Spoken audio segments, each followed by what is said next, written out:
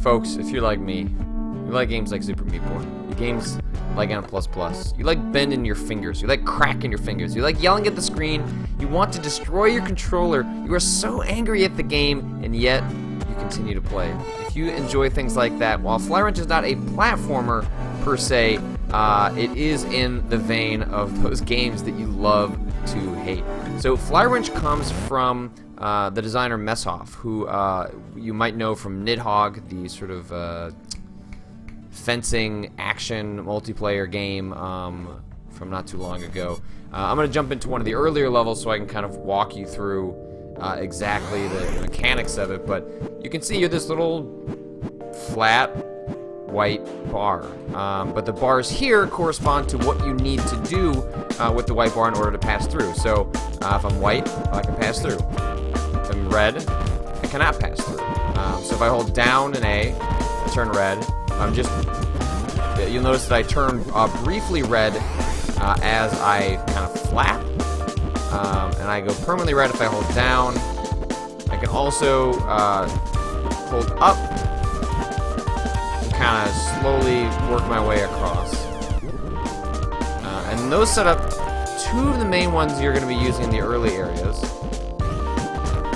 And so what ends up happening in Fly Wrench is a lot of alternating between the different modes that you're in and balancing that against the physics of the game, which seem pretty simple when you're in these sort of like early levels. These may as well just be, tutorial stages. But as things start getting more complicated, right? So like where we're moving left to right, you have more space you can be working in. You can start to see how things start to stack on top of each other. So I want to jump to the second area here, Neptune, which introduces the third way that you can manipulate the environment, which is turn to this green thing, which you can bounce kind of around the world with if you time it right. So I do that, then I kind of get shot across. You can fall into the exit that way. You can also, well, it's not really demonstrated in that little section, but if I'm not here either.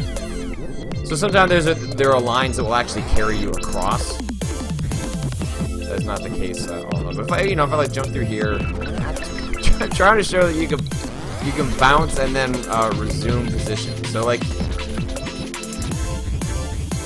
if I just kind of like stabilize myself over here, see, I can kind of start wandering around again, which you can start seeing how they would stack these things on one another and start driving you slowly insane. Which we're gonna see what happens in this third area. I haven't kind of been playing for the last 45 minutes or so, and I have to imagine this third world is where they're really going to ratchet up what the heck is going on in this game. And I've been playing some of the bonus, so you can finish sort of a main slate of stages, and then once you've done that, there are sort of challenge stages that allow you to clear an area. And those challenge stages were ridiculous. So I guess these you just have to avoid entirely. Pink is not another one that you can alternate to, as far as I can tell. Yeah, I'm trying all the other buttons. Alright, so pink you are just trying to avoid at all costs.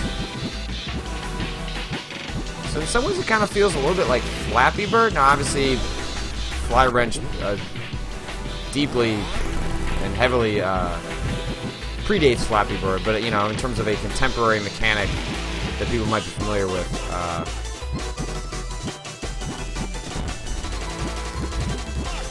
so one of the ways you can get across when you've got a red one, so a red one, oh shoot, I forgot that I turned green,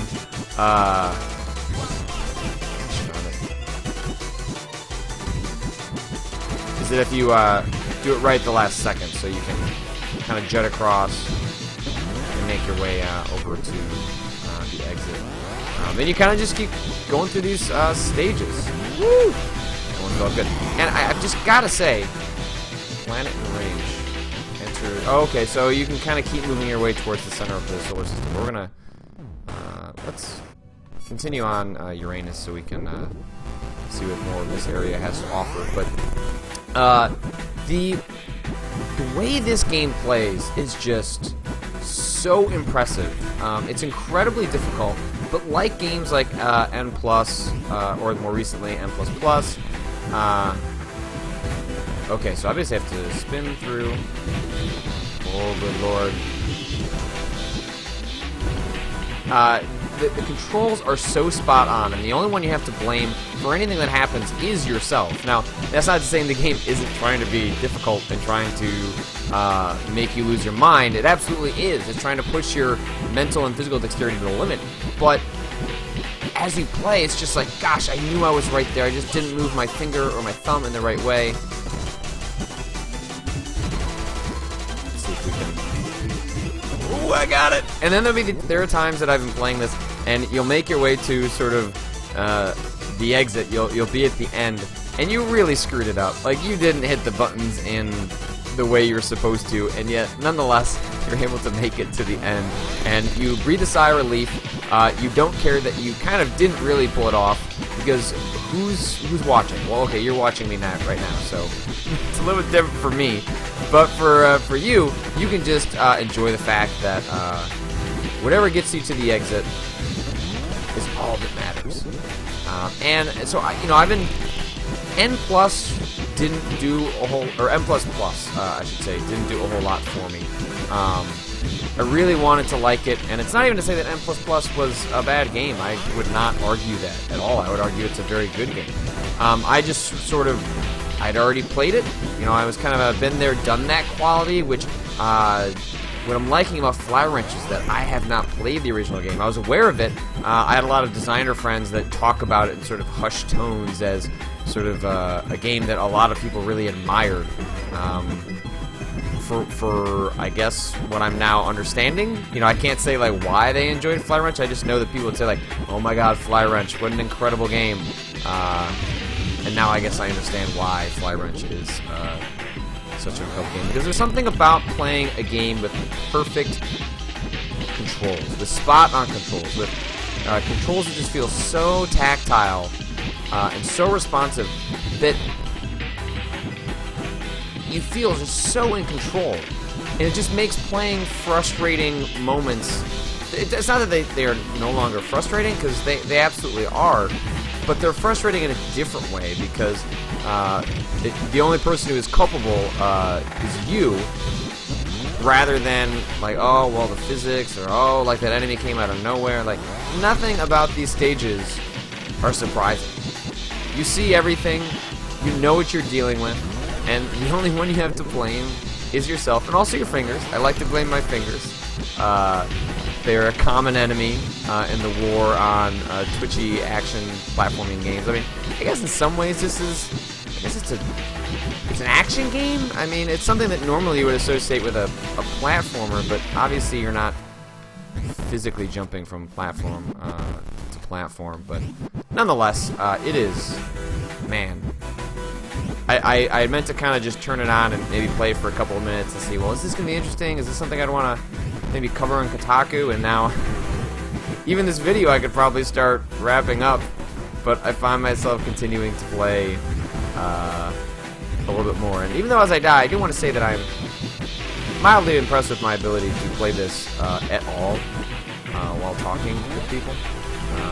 Talking to you great people out there on the internet. Let's try a couple more stages till I kind of hit a roadblock, and then I want to see what the next area has to offer in terms of there being maybe another twist. I imagine that these things kind of keep getting stacked on top of one another until you decide that maybe rather than playing Fly Wrench, then maybe you just spend your time drinking alone in a corner with a bottle of scotch. At least the bottle of scotch doesn't judge you. I guess this game doesn't either, but I feel like it's judging me every time I die. Ooh, that's a neat... I like that one. I like the ones that you kind of gotta feather it. This one's also kind of nasty, because you turn red when you go up, so you essentially have to provide momentum to the object so that you can pass through.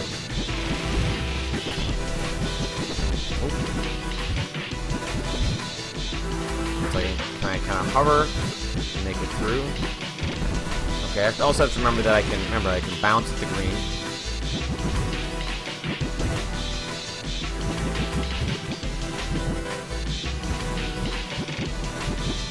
That's not really gonna help me in a section like that. Oh, I got it, because I am a boss! Oh, this game scratches an itch that I don't think works for everyone.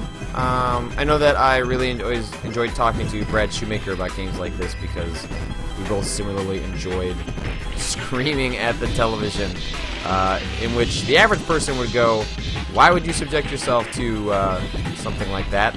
And you go, I don't know.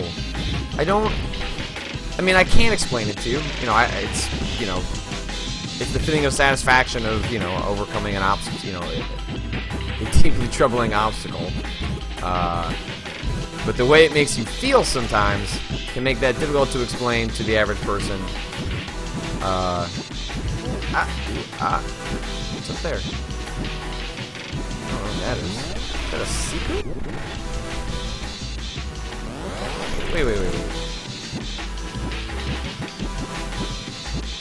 No. Let's go. What was up above there?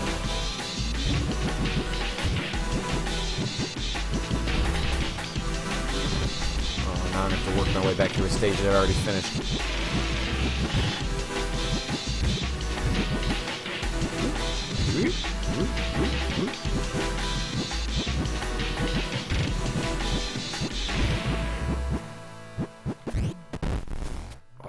Ooh, that is... Okay. I don't know if I'm going to sit here and mess with that, but that appears to be a secret exit. Or no. That's this. I think that's just... I don't know what that is. Anyway, alright. Let's head to the next area to see if we get another wrinkle. So 15 to 25, so I had 10 more to go there. Saturn I can already jump to. You're creating your own spontaneous reality. With every step, the sands beneath your feet give way to new mental plasticity. That sounds like my life. Oh, okay. Well, that's devious. There are also some other modes. Oh, good lord. Oh man. Ooh, ha ha ha. Ooh, ha ha. Ooh, ha ha. Ooh. Oh man, the timing on that is just nasty. You kind of have to feather it so that there's enough distance in between the two that you can still give yourself some space. Woo! Felt good about that one. All right, let's do one more stage, and we'll kind of poke at the other menus. Oh man, okay. Oh, can I pass through that? Let's see if I can do that. No, well, obviously I can't pass through that one. Ooh, okay. So now you have things that can kill you and that rotate. All right, I'm gonna call it there. That is, woo. All right, that is Fly Wrench. There's also a time trial, in which I assume you can go through all sorts of different levels. There's an editor for people to make their own stages. There's an option menu if you want to do... I don't know what happens when you change the difficulty. Helmet mode? I don't know. I'm not going to do that, but... themes? What is this? Oh! Chillax. I like the after party. I want to see how that makes... Does that change the way the game looks? Just jump into a stage really quick. Oh, that's cool. Neat. So that's Fly Wrench. It's excellent. I'm digging it and cannot wait to play more of it even after I turn off this video. But it's $8.99 on Steam right now. Highly, highly recommended. you should play some Fly Ranch because I'm going to. So let's do it together. See you guys.